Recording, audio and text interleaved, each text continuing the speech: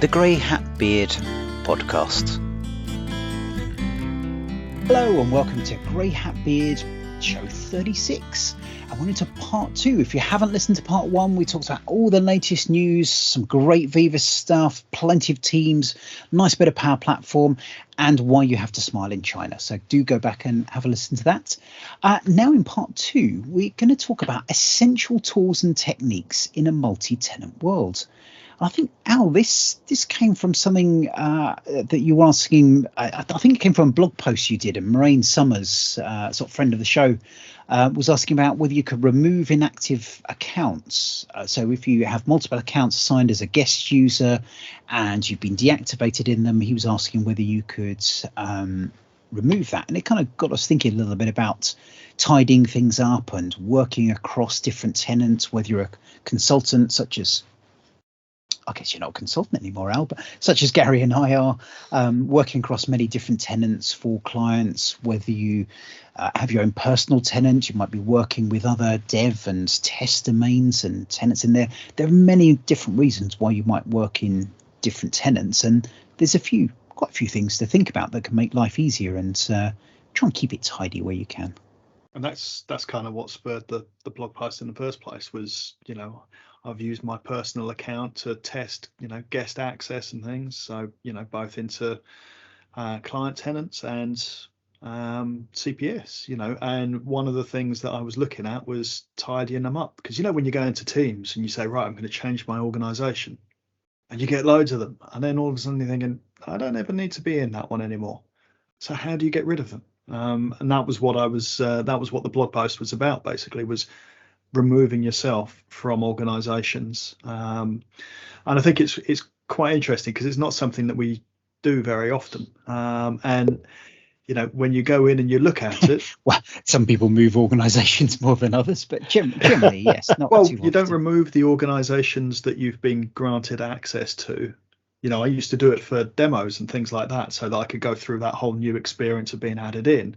But to do that, you've got to be belt and braces. So, you've got to actually make sure that the account is moved from Active Directory and all sorts. So, yeah, once you've actually left, what do you do then? So, being able to go in and actually go into your account and look at your profile and say, actually, I've got these organizations, it's something that it hasn't been there forever. It's relatively new, but I don't actually know when it came up, that you could actually see all of the organizations that you're a member of and actually choose to leave the organization. It was about 18 months or 2 years ago, because I remember it's just after I started at CPS. It came up because we were looking at then. I remember speaking to you. So yeah, it's really. So it goes to show how often I looked at it until I actually changed jobs. Yeah. So yeah. Yeah. I'd go to say it's probably longer than that. I think it's probably about 3 years. I think it has been around I think it's an area that you don't necessarily go into. It's kind of like your My Profile in Office 365, which you might go into, I don't know, download Office. That's usually where I go, is like, oh, where do I find the download link? It's in there. But it's also interesting because that whole area changes. The menu changes, the logo changes depending on which organization you're signed into and what permissions you have and all sorts. So it's quite a weird kind of area to actually look at. But yeah, I mean, essentially the blog post was how to get rid of, how to leave those organizations. Although the big caveat that Marijn asked about was, well, if you can't authenticate, can you still leave? And the answer is no, which are most likely the ones that you really actually want to get rid of, the ones that you can no longer sign into. Which begs the question: how are you, if because we're assuming your account's been deactivated, right? The admin has done their job; they've gone in and gone, yep, this person's left. We don't need them anymore, and it's still showing there as an active organisation for yourself. So, it's a bit of a strange one, really. You'd expect that to have disappeared. Deactivated, but not deleted. Ah, okay. That's my understanding of it, is that it's been deactivated, so they could reactivate the account, but they haven't deleted the account. So you're in limbo. Where it's the contact the organisations admin so they can actually delete the account. Right. Which, and I know many organisations don't. They will leave accounts deactivated for a very long time. I mean, one of the they never did. They would keep them all there in case people rejoined, and they could just reuse the account on there. Yeah, I mean, and you can have an account that has no permissions. It's got no access to anything. You know, you can be a guest that's invited into a team, be removed from that team, but your account is still active in Azure Active Directory as a guest, but you have access to no content. That's why you should use entitlements and access reviews to go through all of this. To be able to grant all the different things. So for people who don't know, the entitlements are it's a way of bundling together your permissions based on a role, effectively.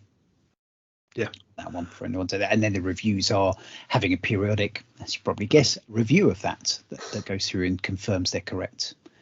Yeah, and you can automatically default it to revoke access when it's no longer needed. Yeah, the access reviews is you know, and we've got about kind of managing and cleaning up your own kind of profiles and things, but just from an organization point of view, to enable those access reviews, to have it go across different teams of people who've, you know, not accessed a team for a certain period of time, just to kind of keep it front and center that, you know, just because you've added people in, you should also be thinking about removing them on a regular basis as well, which is, you know, the whole point of this discussion, right? We generally don't go back and go, oh, well, yeah, okay, so I'll have a cleanup. It's generally they haven't logged in for 6 months into that particular team. Should they still have access to it? But I think a lot of the times when people do a tidy up is when they do migrations. Now, because we're in the cloud and Windows 10 is going to live forever, then there's going to be less and less of those migrations and less of those kind of trigger points that give you a good reason to go and look at that. We're working with a client at the moment, and interesting kind of related topics come up where they've given people an AD account to come in externally to access one system.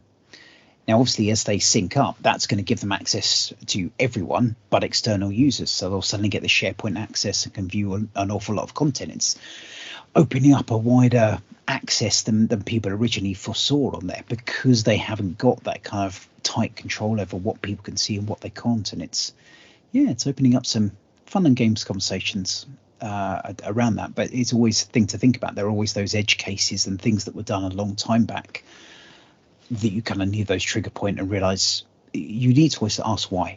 Why are things being done? Why have they got to have this access? Why have they got to do that, to look at whether they need it? Maybe they don't actually need an Azure AD account. You could just keep them with that AD, keep that on premise if that's not going away anytime soon, which could be or could not for your org. But if they are, then keep it there. Keep them on premise, even give them guest access to their own account separately. Two different ways of thinking about how you get access to different things as well. I think the other one we saw about, you know, in a multi-tenant world, how do you manage? I mean, Gary, you work with a lot of different clients. Do you just remember a lot of different passwords and spend your life logging in and out? No, not if I can help it. I don't even know my own passwords. Password managers, just if you're not using one, it's just the easiest way. I know, you know, we like to use different browsers. We've talked about using the profiles in different browsers as well. Yeah, we'll come into that in a second. You know, you can end up with such a long list to manage, and you can use the password managers in there, but you just then end up with this huge long list of profiles. So I mean, I try and keep that to a minimum of the active kind of customers that I'm working with, and, you know, have a profile that way, and then basically, you know, shift everything off into the password manager so it's all secured, and then I can go back to it when I need it. It's very rare that I'll need to access 20 different tenants in the in 1 week. You're just not working hard enough, Gary. Clearly, yeah, I was going to say I've got my 9 different, and I have 5 different profiles open at the moment from different things I've done today. So the joys of tenants as well. I mean, using the profiles in combination with password managers works really, really well. You know, because those profiles will keep it separated. Sorry, Al. just quickly, in case people don't know, what are the profiles you're talking about there? So the profiles, if you go up to the top right hand corner where you look at, Edge, we're all using Edge obviously, but it is the same in Chrome, and you can see the little icon that's usually a picture of you where you've signed in. You can actually click on that, and then you can add other profiles or personas, and basically that separates out a new instance of the browser, so that you've got all different cookies, you've got different passwords remembered, you've got different defaults and different access set up, so you can literally open up a whole new instance of a browser and be a different person. And that means that certainly in the consultancy world, you could go into a different tenant and be completely separated from the defaults that you might be using. So you might have your default browser for work, your home tenants. You may have that account shared and be a guest in other tenants, in which case you would carry on using that browser.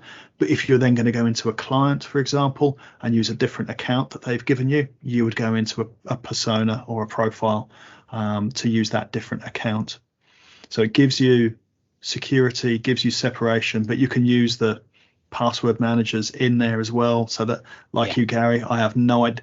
I got asked for my password, I had no idea what it was. I had to open up a password manager just to go. That sounds like a phishing call to me. I hope you didn't fall for that. No, it was an authentication request to enter your password. I'm like, okay. Oh, I don't know my password. Why aren't you asking me via my authenticator app? So I think it's none of us should really know our passwords. We shouldn't need to if the tools are working the way they should. Yeah, I think the other thing's nice with profiles, because that we obviously in this week, the HBO Max, didn't talk about this in the news, HBO Max sent an email to, seems pretty much everyone in the US on there, that said user test integration 1 to everyone. So obviously they were doing some tests for it, end up leaking out to production. Al's got that face that he hasn't heard about this. I haven't heard about that one. And HBO Max actually put out, said, yes, unfortunately it was the intern, and we've used this as a great opportunity to help him through this and say how much you learn from failure. And there were some brilliant stories that came out from it around all the times that people have failed. I know it was on EY Kalman's Oops Factor recently, and so many people in there sharing stories about when they've screwed up on there. My favorite one's someone who managed to tried to email to her home account a little description she'd done of all the team she worked with and which Muppet she thought they were. And she ended up emailing to the whole office by mistake instead.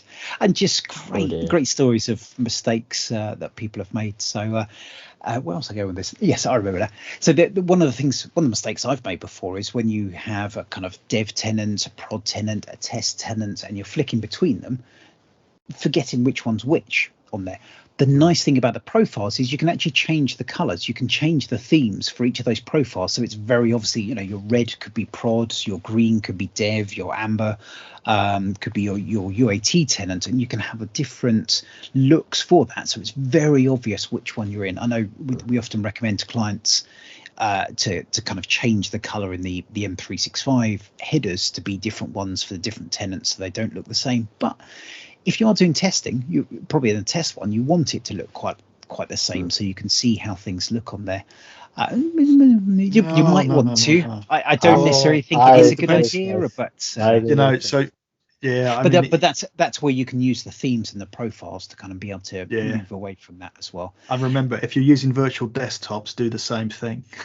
Don't just leave them as default backgrounds. No, that's great. So virtual desktops, any servers you have using different color backgrounds, make it very clear which environment you're in. Because I'm one of those people who's dropped a table in a production database, and there were very few backups, and they were about 3 days old, and we lost a load of data.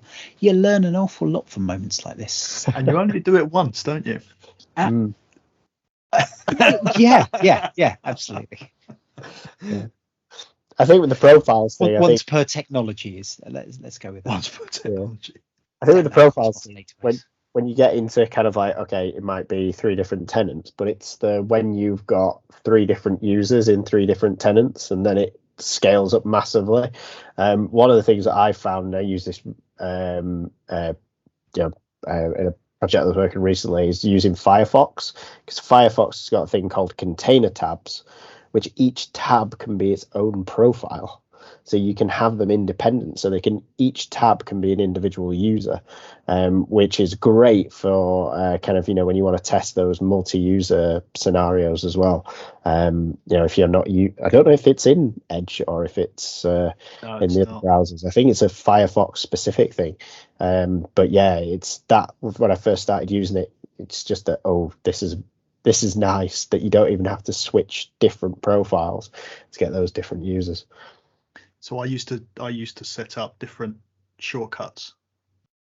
So different shortcuts with different icons, so Windows shortcuts on the desktop, so that you then got the different icon down in the taskbar at the bottom, so you could see which one you're working on. Because one of the things you can't do in Edge at the moment is set up a custom profile unless you sign in, at which point you suddenly get a bunch of different accounts that you've actually signed into the machine on, and it's like, all right, which one do you want? No, I don't want all of those. So yeah, there's a nice little workaround just so that you've got that visual prompt, because I think everything that we're talking about is making sure that you've got a visual prompt that says this is the purpose of this particular browser that you're actually in, whether it's a tab or a window. Yeah. And I think, Al, you had a blog about that. I'll put that in the show notes as well, about the different shortcuts and how to do that as well. Didn't you have a blog post about is that the one about changing the icon as well as each of those, so you can see? Yeah, that was the one I was thinking of. So it makes it even easier to sort of see down the bottom, because quite often when you have those multiple profiles, it's just a tiny little icon in the corner to work out what the difference is. So yes, when you click on it, it's more obvious, but it's nice to be able to change that full icon. That was so I used to use different colors for different tenants, but then a person for a user and a cog for an admin, and just try and have it relatively simple, so I didn't have to remember every single a dinosaur for the basic users, that kind of thing. Right, or grapefruit or dog or anything like that. It's a weird select. You'd think that it would be easy to change the image, wouldn't you, for each profile? No.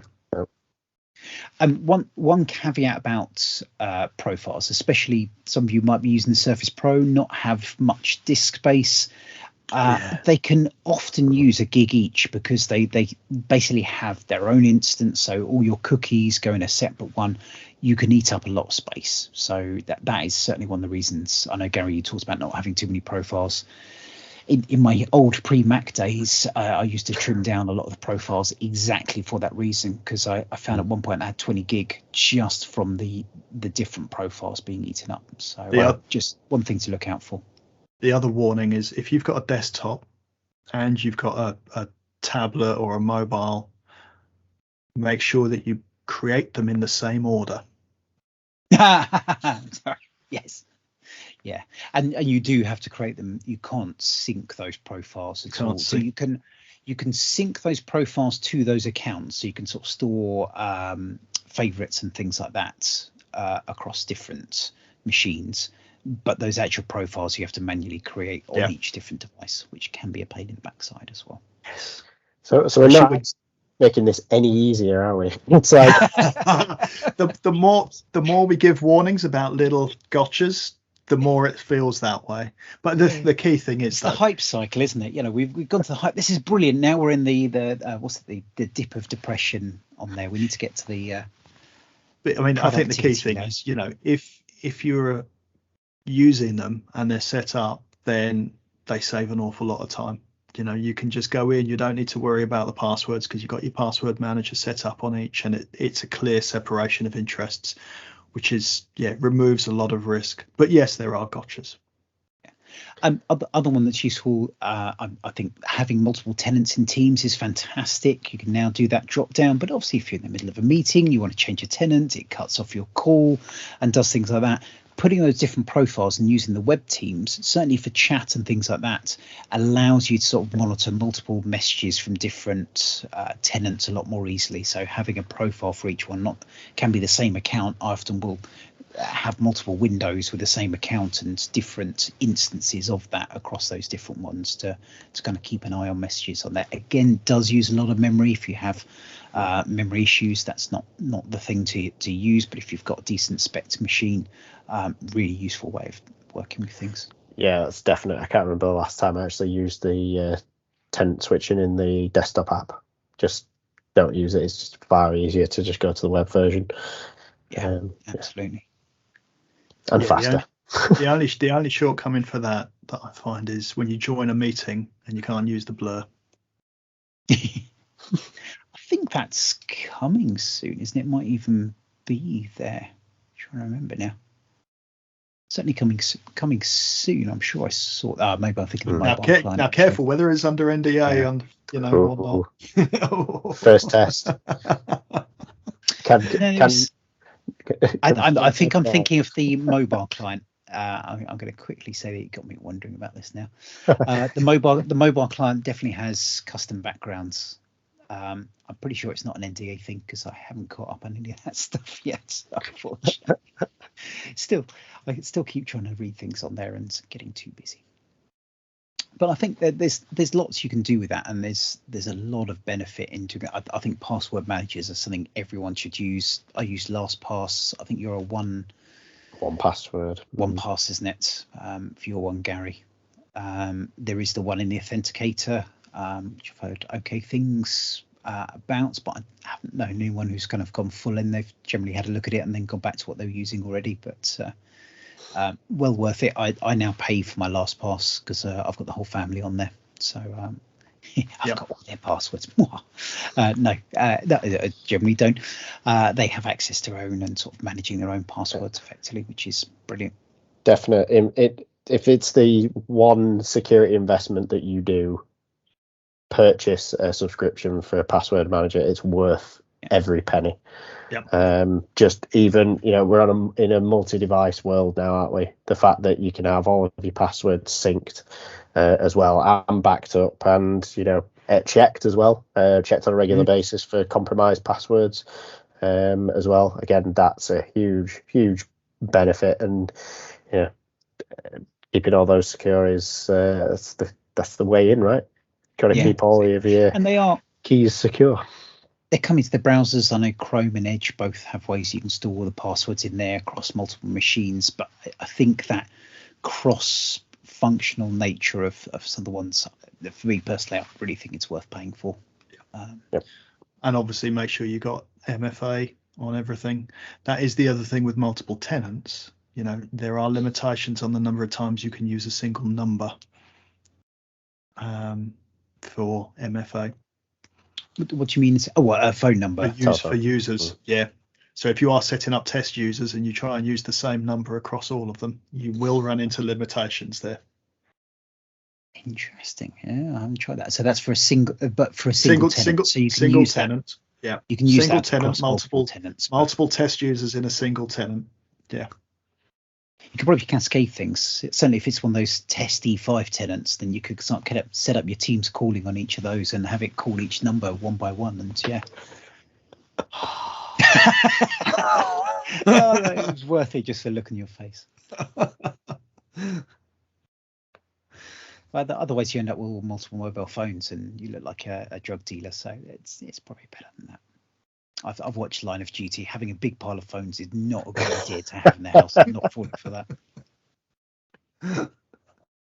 Just multiple SIM cards that you put in whenever you need to authenticate. Yeah, just swap those out. That will work okay. I think we are getting very late in the day and probably about time to wrap up. Was there any other things anyone wants to share around living in a multi-tenant world? Apart from having the Spider-Man Into the Spider-Verse theme tune stuck in their heads. Well, I think the best advice is Gary's advice to keep the number of personas low. Keep it as simple as possible. If you don't need them, your password manager can store all the credentials, but you don't need the personas set up. Yeah. Keep it simple. Which I think works across everything. When you finish working with a client, lose that account, delete it. The end thing I'd say related to that, every now and then look at where you've used your accounts, and I think this includes across social media. Look at where your Azure AD login is being used for other things, and just check and make sure you still want that to be the case. Set a 6 monthly reminder just to go and have a look through what you're using to log into other credentials. I know we use Sessionize an awful lot for login things. I use my Microsoft 365 account. Just making sure the things you've got in there are still active. Just in a quick reminder on things is well worth doing as well. Lovely. Cool. Probably time to wrap up. Everyone's like, well, thank goodness we've got through this far on this episode. They're really hungry. I do apologise. We started a little bit late, entirely my fault, and fun and games going on at home, which is why we're all sounding a little bit tired on a Monday. But we've got through it. You've got through it. Thank you very much. We will be back next week. I'm pausing because I'm pretty sure it is confirmed, but we should have Louise Fries joining us, and we'll be talking about the PMP community docs in part 2 and all the latest news that's come out in the last week. Maybe we shouldn't have done quite so much news this week. Got to find more to talk. We'll talk about the same things again next week. Just pretend we haven't, and pretend you haven't heard. You're really selling it, aren't you? Yeah. Join us next week to hear everything that we've talked about again. Because we will keep that news short and then bring the amazing Louise to talk about the PMP community docs, which will be the best bits of it. And I'm sure she will find plenty for us to talk about, whether it's drinking beer in the shower or all sorts of other things. And if you think this conversation is going strange, wait till Louise is here as well. There'll be some amazing conversations then. On that note, it's definitely time to wind up. Thank you very much for joining us. I've been Gray. I've been Hat. I've been Beard. See you next week. Thanks for listening to Grey Hat Beard podcast. The song Drink Up My Mateys was brought to you by Black Bones under a non-commercial attribution license.